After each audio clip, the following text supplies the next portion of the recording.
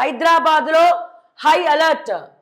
Shamshabad rural, ఇక్కడ చూస్తే దేశ రాజధాని ఢిల్లీలోని ఎర్రకోట సమీపంలో భారీ పేలుళ్లు జరగడంతో కేంద్ర హోంశాఖ ఢిల్లీతో పాటు ముంబై, బెంగళూరు, కోల్కతా, హైదరాబాదుల్లో హై అలర్ట్ ప్రకటించింది. దాంతో హైదరాబాద్ పోలీస్ కమిషనర్ సజ్జనార్ ఆదేశాలతో పాత బస్తీతో పాటు నగరంలో పోలీసులు విస్తృతంగా తనిఖీలు నిర్వహించారు. అట్లాగే ఎంజీఎస్, జేబీఎస్, ఇతర బస్ స్టాండ్లు, సికింద్రాబాద్ కాచిగూడ స్టేషన్లు, సికింద్రాబాద్ కాచిగూడ రైల్వే స్టేషన్లు, మెట్రో స్టేషన్లలో సోదాలు నిర్వహించారు.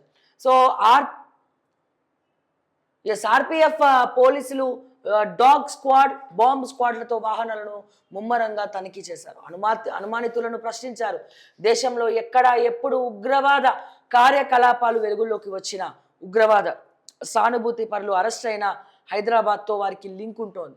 ఆదివారం గుజరాత్లో ఏటీఎస్ పోలీసులు 3 ఉగ్రవాదులను అరెస్ట్ చేయగా వారిలో ఒకరు హైదరాబాద్కు చెందిన డాక్టర్ సయ్యద్ అహ్మద్ మొహియుద్దీన్ అని తేలిన విషయం తెలిసిందే.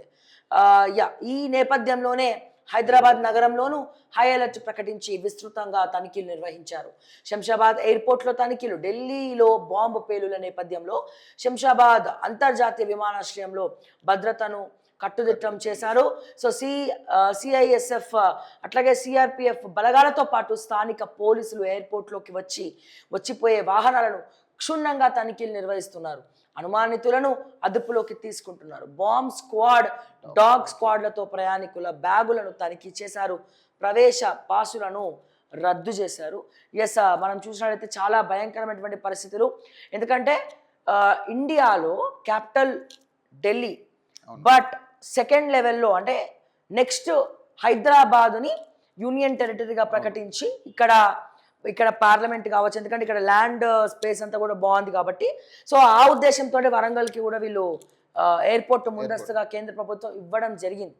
సో ఢిల్లీ తర్వాత ఎక్కడైనా ఎవరికైనా ఫోకస్డ్గా ఉండేది హైదరాబాద్. అత్యధిక శాతంలో ముస్లిమ్స్ ఉండేది కూడా ఇక్కడనే. సో ఇప్పుడు కాదు, ఎప్పటి నుంచో హైదరాబాద్ మీద కన్ను ఉన్నది.